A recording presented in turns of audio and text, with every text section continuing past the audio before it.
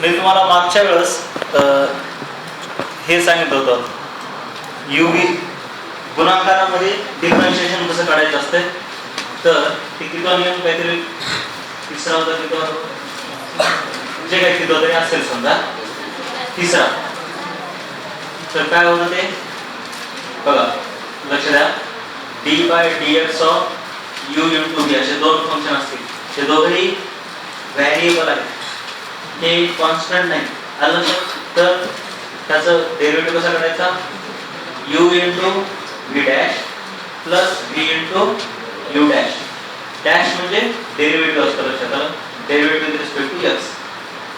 मग त्याच्यानंतर त्याचं एक्झाम्पल समजा तुम्हाला साइन एक्स आणि ई रेस टू एक्स ह्याचा डेरिव्हेटिव्ह काढायचा आहे, डी बाय डी एक्स, बरोबर आहे. मग याच्यामध्ये तुमचा हे जे फंक्शन आहे ते यू आहे आणि हे जे आहे ते व्ही आहे, ठीक आहे. मग त्या नियमानुसार काय होत आहे, यू इंटू व्ही डॅश, हे व्ही डॅश म्हणजे डेरिव्हेटिव्ह. सो यू काय आहे, sine x into d by d x of v dash म्हणजे काय असते, डी बाय डी एक्स असते, व्ही डॅशचा d by d x of e raise to x म्हणजे हे व्हीचं प्लस ही काय आहे ई रेस टू एक्स आणि d by d x of sine x, ठीक आहे. मग आता साइन एक्स ला साइन एक्स लिहा, त्याचा derivative with respect to x काय, लक्ष द्या इकडं, लक्ष द्या. त्याचा डेरिव्हेटिव्ह काय असतो, ई रेस टू एक्स चा, ई रेस टू एक्स चा derivative e raise to x आहे. तुम्ही हे पाठ करा म्हटलं होतं मी, महत्त्वाचे फंक्शन दिलेले ब्लॉक टेबल मध्ये, ते खूप महत्त्वाचे आहे. तुम्ही ते पाठ केलेलं नाही बघा. ई रेस टू एक्स ला जसं तसं लिहायचं आणि ह्याचा काय डेरिव्हेटिव्ह येतो, कॉस एक्स. अशा प्रकारे गुणाकाराचा डेरिव्हेटिव्ह काढायचा असतो. लक्षात. मी एक एक एक्झाम्पल सध्या घेत जातो, त्याचं एवढं इम्पॉर्टंट नाही, जास्त इम्पॉर्टंट पुढचे नियम आहेत. आता तसंच चौथा, d by d x of u by v, तर ह्याचा आहे v into u dash minus u into v dash upon v square. आलं लक्षात. मग एक्झाम्पल, तुम्हाला समजा डेरिव्हेटिव्ह काढायचा आहे sine x upon log x, ह्याचा डेरिव्हेटिव्ह काढायचा आहे. तर मग ह्याचं काय सूत्रानुसार बी, बी कोण आहे हे आणि हे काय आहे यू. मग बी म्हणजे लॉग एक्स जशाला तसं आणि यू डॅश म्हणजे डी बाय डी एक्स कोणाचं, sine x minus u, u काय आहे साइन एक्स आणि डी बाय डी एक्स कोणाचा, लॉग एक्स, ठीक आहे. डिवायडेड बाय बी स्क्वेअर म्हणजे कशाचा स्क्वेअर, लॉग एक्सचा स्क्वेअर. मग is equal to log x जशाला तसं गुणिले साइन एक्सचा derivative cos x minus sin x जशाला तसं log x चा derivative 1 by x divided by log x square. आलं लक्षात. त्याच्यानंतर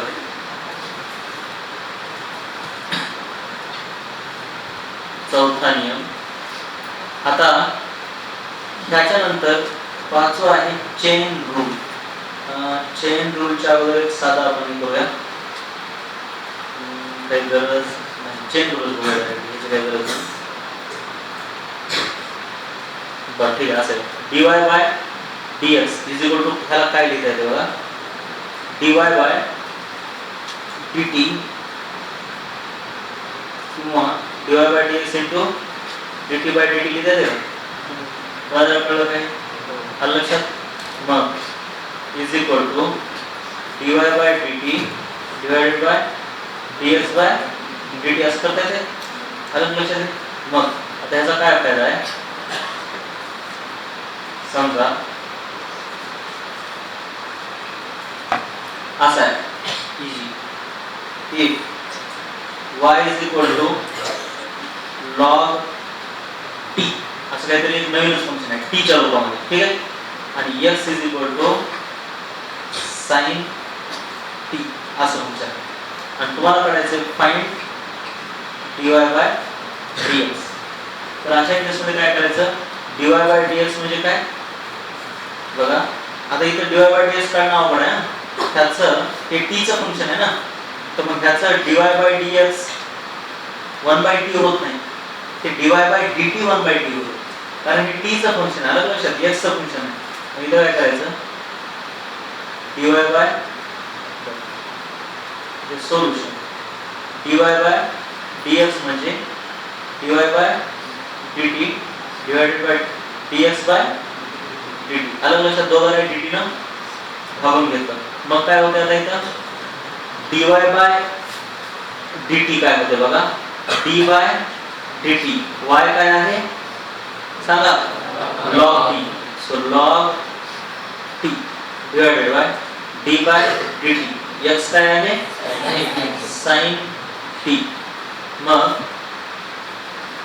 काय येते हे log t चं 1/t आणि sin t चं cos t.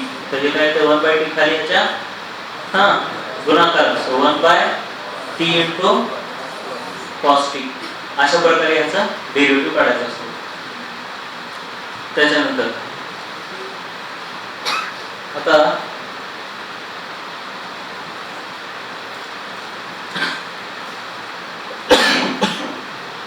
समजा तुम्हाला असं एक फंक्शन दिले, म्हणजे किती रूल आहे 6 रूल. तर याच्यामध्ये dy dx by dy is equal to 1 upon dy by dx असं लिहिलं. बरोबर कळलं नाही, फक्त याच्या इन्व्हर्स मध्ये घेतलं. मग समजा तुम्हाला असं दिलं असेल y इज इक्वल टू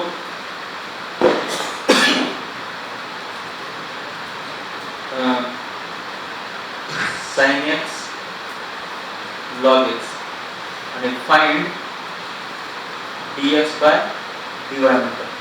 बरोबर कळलं, dx बाय dy असं फाइंड करा आपल्याला. तर तुम्ही काय करता, अगोदर सोल्युशन dx बाय dy म्हणजे 1 अपॉन dy बाय dx काढणार. मग ह्याला 1 नंबर नाव द्या. आता dy बाय dx म्हणजे काय, d बाय dx y काय आहे sin x गुणिले log x. मग आता हे कोणता रूल लावायचा, गुणाकाराचा नियम आहे ना. हे काय आहे u, हे काय आहे v. मग त्याचं काय येतं बघा, अगोदर u इंटू म्हणजे sin x into d by dx of log x.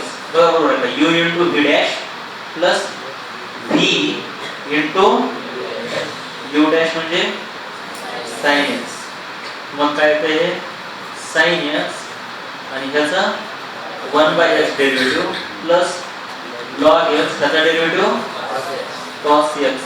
मग आता ह्याला काय करायचं, पुट इन 1. हे dy बाय dx ची व्हॅल्यू आहे, ती काय करायची इथे ठेवायची. म्हणजे सिंपली dx बाय dy म्हणजे 1 अपॉन जे उत्तर आले आपल्याला, काय उत्तर आले sin x 1/x plus log x cos x. आलं लक्षात. त्यानंतर आता 7वी प्रॉपर्टी आहे, त्याला म्हणतात चेन रूल. हे महत्त्वाचं आहे, चेन रूल. आता चेन रूल म्हणजे असं असते की तुम्हाला चेन रूल मध्ये हेच असं समजा, असं जर असेल dy बाय dx असेल तर ह्याला काय लिहिलं जाते dy by dt into dt by dx. ह्याला म्हणतात चेन रूल. कळलं का, हे dt आणि dt कॅन्सल होते का, लक्षात द्यायला का बघा. मग हे सर्वात महत्त्वाचा रूल आहे. आणि त्याच्यानंतर आहे डेरिव्हेटिव्ह ऑफ इम्प्लिसिट फंक्शन्स, ते त्याच्या पुढचा महत्त्वाचा रूल आहे. ठीक आहे. बरं, आता ह्या चेन रूलचा काय फायदा आहे बघा जरा. जर तुम्हाला y x च्या रूपामध्ये डायरेक्टली डिफरन्शिएट करता येत नसेल तर अगोदर त्याला t च्या रूपात डिफरन्शिएट करा आणि पुन्हा x ला t सोबत डिफरन्शिएट करा. म्हणजे कसं असते, हे दोघं पण t चे फंक्शन असतात परंतु ते एकमेकांचे फंक्शन असतात. ते तुम्हाला आत्ताच सांगितलं मी, जे आता हे झालंय का नाही ते ऍक्च्युअली चेन रूलच म्हणता येते त्याला.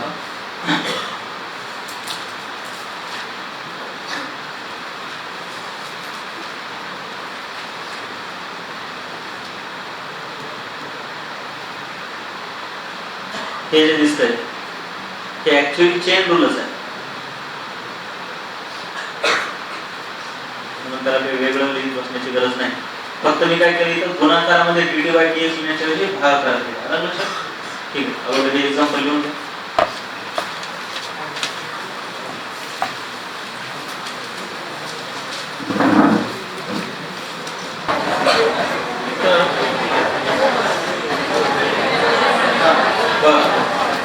नेक्स्ट रूल तुम्हाला सुरुवातीला लिहून दिला पण आणखी थोडा वेगळा प्रकारे करा. डेरिव्हेटिव्ह ऑफ समजा k into f of x plus or minus some h into g of x where k and h are constant.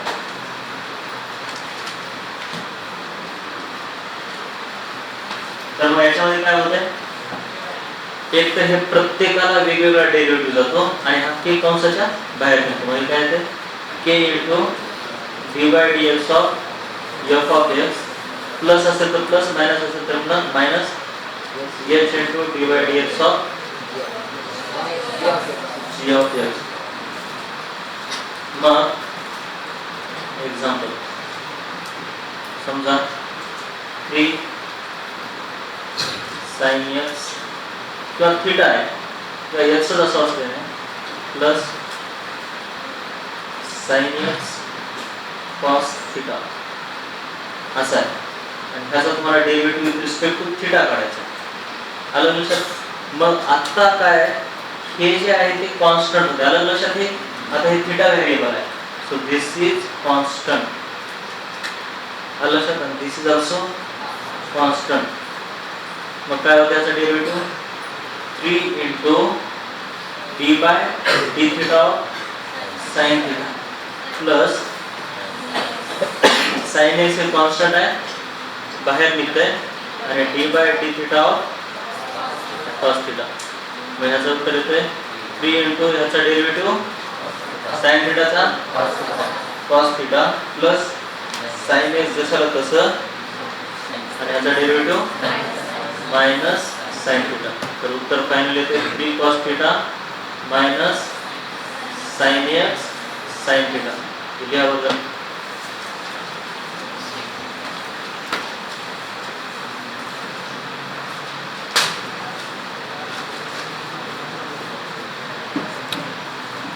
आता लक्ष द्या. आता 8 नंबर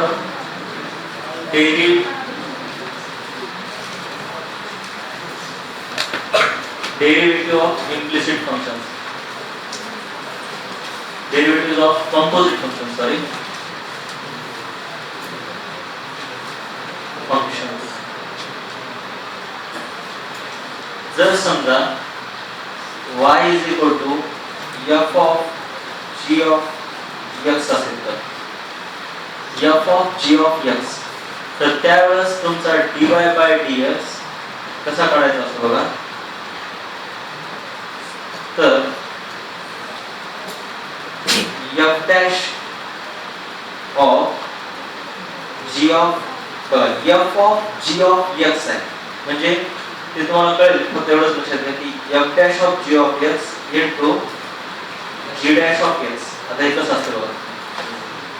म्हणजे समजा असं काहीतरी आहे, y is equal to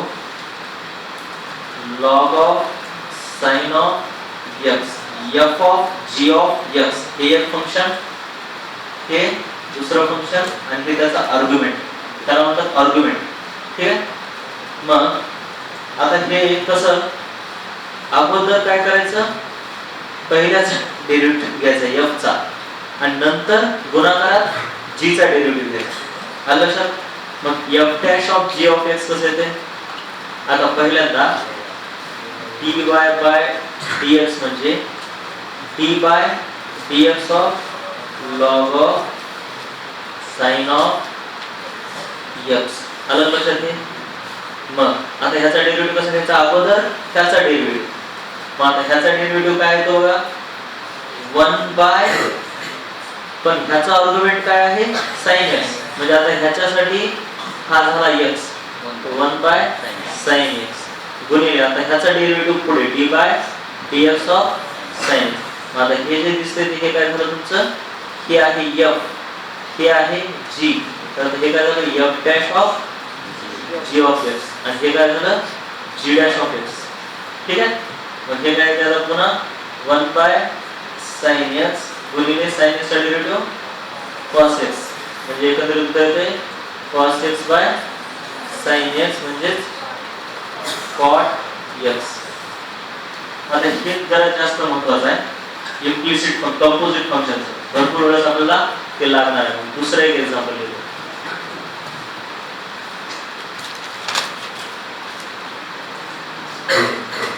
समजा असा आहे sin of log of x square आणि x क्यूब आणि ठीक आहे इथपर्यंत सगळं y इज इक्वल टू असा आहे. मग find dy by dx. Find dy by dx असं म्हणतात. तर आता कसं करायचं बघा. आता ह्याच्यामध्ये हे f फंक्शन, हे g फंक्शन आणि पुन्हा हे क्यूब एक फंक्शन्स आहे नवीन, हे h फंक्शन आहे. मग आता याला कसं करायचं बघा. dy by dx is equal to d by dx हे लिहायचं मग sin of log of x cube. बरोबर आहे? मग आता अगोदर ह्याचा डेरिव्हेटिव्ह काढायचा. म्हणजे ही एक मशीन असल्यासारखं आहे समजायचं. एकाचा डेरिव्हेटिव्ह काढते, पुढे जाते, त्याचा डेरिव्हेटिव्ह, त्याचा असा डेरिव्हेटिव्ह शेवटपर्यंत जोपर्यंत 1 येत आहे तोपर्यंत ते डेरिव्हेटिव्ह काढत राहायचं असतं. मग आता पहिल्यांदा कोणतं फंक्शन असणार? sin. मग sin ह्या मशीनच्या बाहेर पडलं की काय होते त्याचं? cos. बरोबर आहे का नाही? डेरिव्हेटिव्हच्या sin चं cos होते. cos sin चं आर्ग्युमेंट काय आहे? ते पूर्ण आहे, पूर्णच्या पूर्ण. म्हणून काय लिहायचं त्याचं आता? log of x cube. मग आता मशीन पुढे सरकली, लॉग कशी आली? d by dx. मग आता कंसाचं पूर्ण लिहा तुमचं log ऑफ x क्यूब. आता हे जशाला कसं लिहा? cos of log of x cube. आता हे ह्याचं आर्ग्युमेंट काय आहे? x cube. मग आता हे ह्याच्यासाठी x झाला आहे का नाही? मग हे काय होतं? ह्याचा लॉगचा डेरिव्हेटिव्ह 1 बाय x. तर आपला x काय आहे? x cube. आता ही मशीन लॉगला बाहेर टाकली, मग पुन्हा कशी आली आता ह्या x क्यूब कशी आली? So x cube. आता पुढचं फंक्शन कोणतं आहे? क्यूब. आहे ना? क्यूब हे एक नवीन फंक्शन म्हणजे ह्या फंक्शनला आता बाहेर टाकायचं. सो हे जसं तसं लिहायचं cos log x क्यूब गुणिले 1 बाय x क्यूब. आता ह्याला x क्यूबला बाहेर टाकायचं म्हटलं की काय करते? 3x स्क्वेअर म्हणजे 3 गुणिले x 3 वजा 1 असं असते ते ऍक्च्युअली. असं आहे का नाही? मग आता x क्यूबला बाहेर टाकला, आता पोहोचली पुन्हा कशी? x कशी? मग काय होते? हे dx बाय dx. म्हणजे प्रत्येक फंक्शनला शेवटी असं dx बाय dx येते, पण आपण ते लिहित नसतो. इथपर्यंत लक्षात आलं? मग हे काय होणार बघा. Finally cos log x cube. आलं लक्षात? त्याच्यानंतर 1 by x cube 3x square आणि dx बाय dx म्हणजे 1. म्हणजे प्रत्येक वेळेस 1 येते पण ते आपण लिहित नाही. गुणाकार येत नाही त्यामुळे फरक पडत नाही. मग उत्तर काय आलं? cos log x क्यूब आणि हे x क्यूब आणि x स्क्वेअर कटला 3 बाय x स्क्वेअर. असं लिहिता येते का? x. ठीक आहे? अशा प्रकारे तुमचे शेवटी dy बाय dx असणार. परफेक्टली क्लिअरच होऊन बघा आता.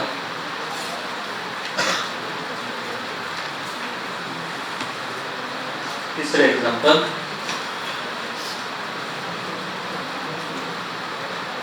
Route of e raise to log of किंवा 3 into log of sine of 3x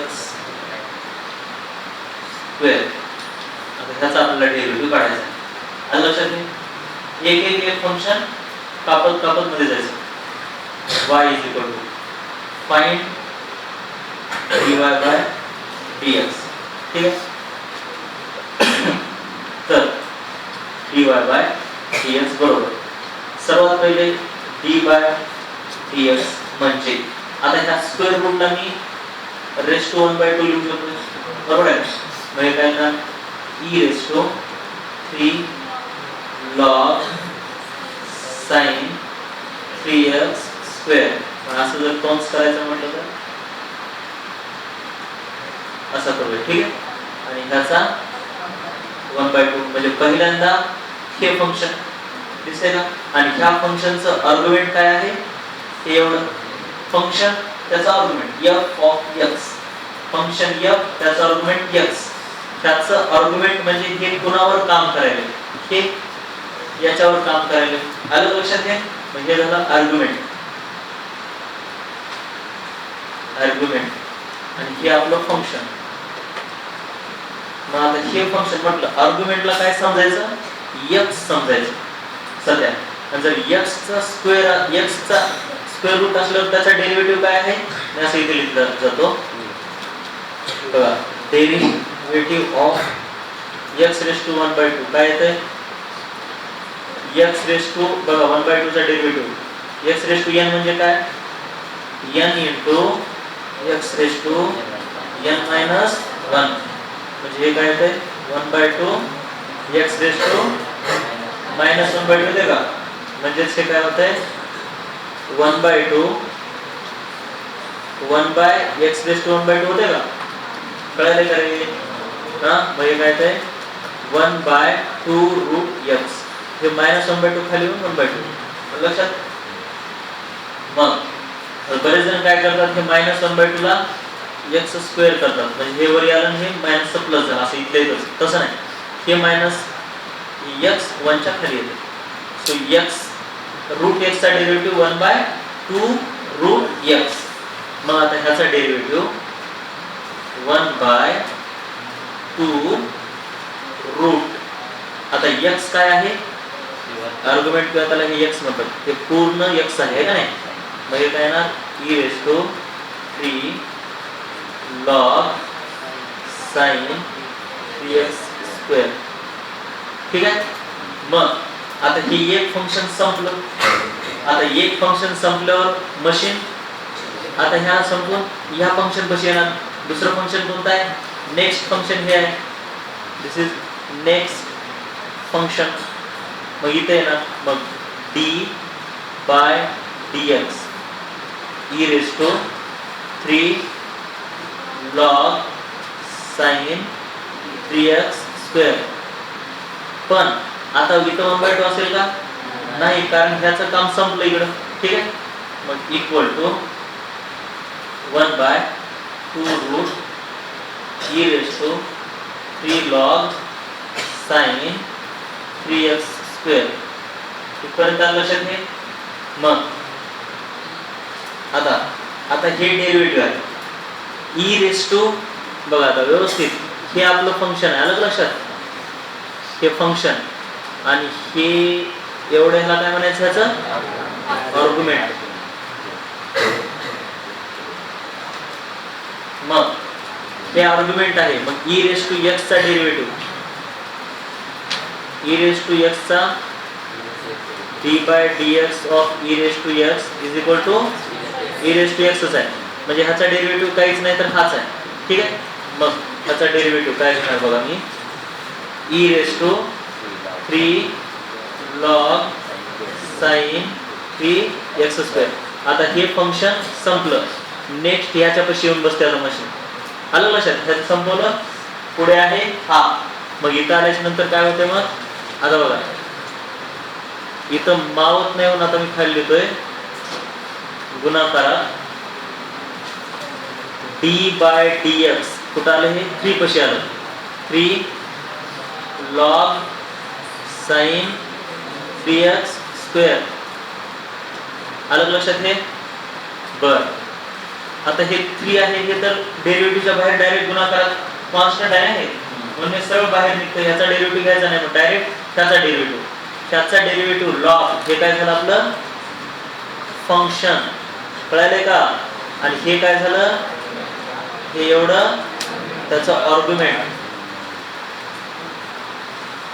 मग इक्वल टू हे आता ह्याला वरती लिहितो याचं बरोबर आहे का हे असं लिहिलं चालतंय ह्याला वरती काय येतंय हे e⁻³ log sin 3x square divided by 2 root e⁻³ log sin 3x square आलं लक्षात इथपर्यंत हे झालं काय इथपर्यंत संपलं आता मशीन हे 3 कॉन्स्टंट आहे म्हणून हे काय येणार बाहेर दिस इज कॉन्स्टंट म्हणून हे 3 इंटू आता ह्याचा डेरिव्हेटिव्ह लॉगचा डेरिव्हेटिव्ह 1 आर्ग्युमेंट काय आहे sin 3x स्क्वेअर इथं आता कोणतं फंक्शन संपवलं हे फंक्शन संपवलं की हे कोणतं आहे नेक्स्ट फंक्शन मग याच्या पासून थांबते मशीन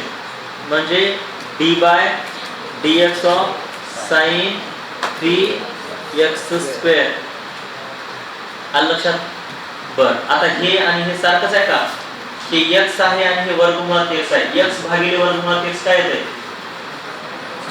वर्गमुळात x येते का x भागिले वर्गमुळात x हे कॅन्सल त्याच्यासोबत ह्याचा एक पॉवर कॅन्सल होतो सो हे वर्गमुळात e⁻³ log sin 3x square divided by 2 राहिलं फक्त आलं लक्षात हे जर कळत नसेल तर इथं मी लिहितो असं जस्ट काय येतं बाबा हे x डिवायडेड बाय वर्गमुळात x म्हणजे वर्गमुळात x कारण x म्हणजे काय वर्गमुळात x गुणिले वर्गमुळात x एक कटतंय आणि एक राहतंय मग हे झालं एवढं बरं हे 3 आहे मग ह्या 3 न काय करता येतं इथं वरील येतं का गुणाकार त्याला so 3 divided by sin 3x square पुन्हा साइन आता हे काय झालं तुमचं सांगा हे झालं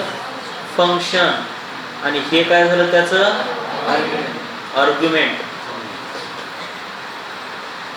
मग आता ह्या साइनचा डेरिव्हेटिव्ह cos त्याचा आर्ग्युमेंट काय आहे 3x स्क्वेअर हे फंक्शन संपलं नेक्स्ट याच्यापाशी येऊन थांबते मशीन मग काय येतं हे d/dx ऑफ 3x स्क्वेअर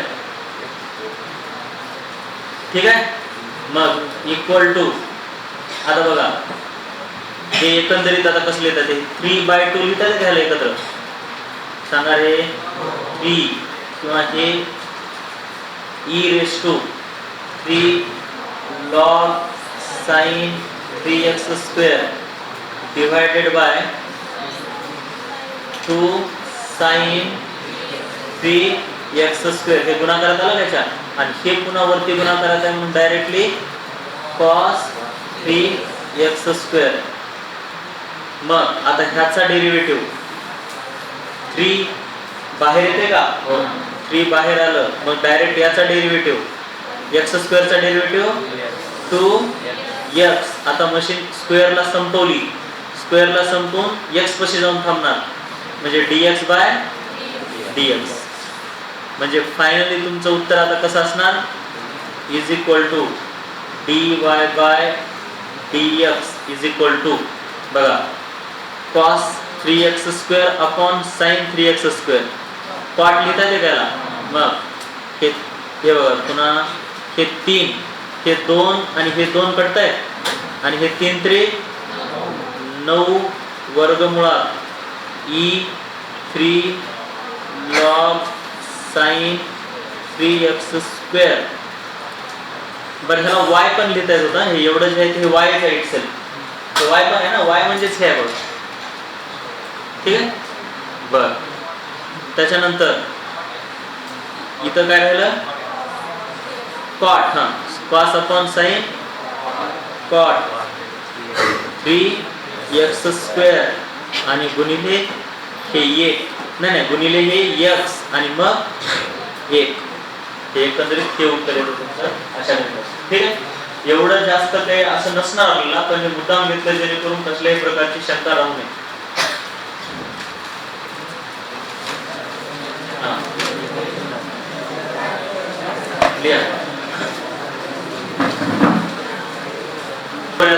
ह्याच रूलची माझ्या सोबतच तुम्ही आता करायचं बघा. इजी. तर तिसरे एक्झाम्पल समजा तुम्हाला d/dx of sin of 3 log x² बरोबर त्याचा डेरिव्हेटिव्ह काढायचा आहे. व्यवस्थित पाहिलं. आता फटाफट सांगायचं माझ्या सोबत लिहू नका, फक्त माझ्यासोबत तुम्ही येते का बघा तुम्हाला. पहिल्यांदा पहिलं फंक्शन कोणतं आहे, साइन. साइनचा डेरिव्हेटिव्ह cos, मग त्याचा आर्ग्युमेंट फटाफट 3 log x². दुसरं फंक्शन कोणतं आहे, वाटतंय पण हे स्क्वेअर आहे. स्क्वेअर हे दुसरं फंक्शन आहे, फटाफट कळलं पाहिजे. x² म्हणजे 2x. आलं लक्षात. x² चा derivative 2x.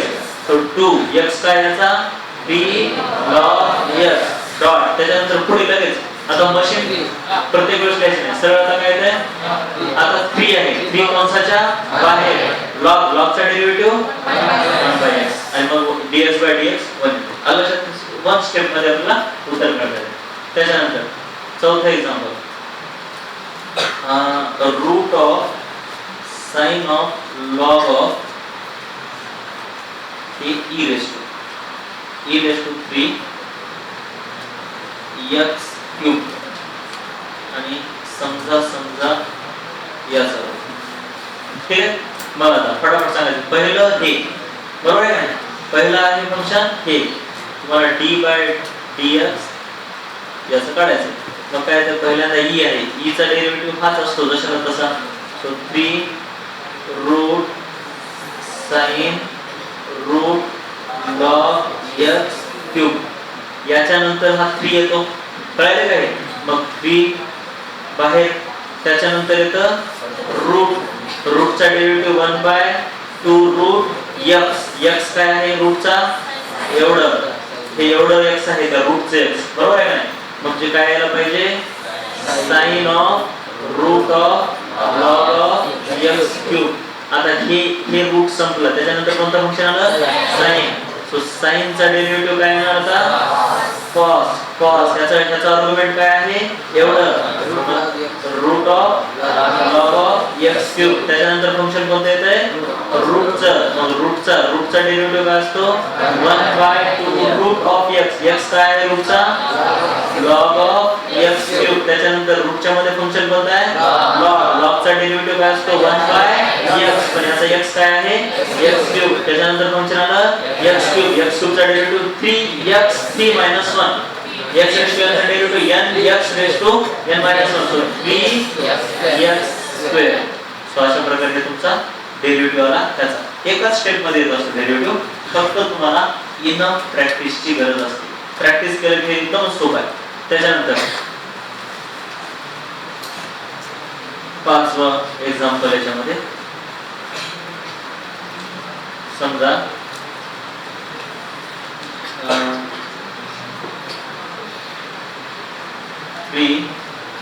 sin omega t²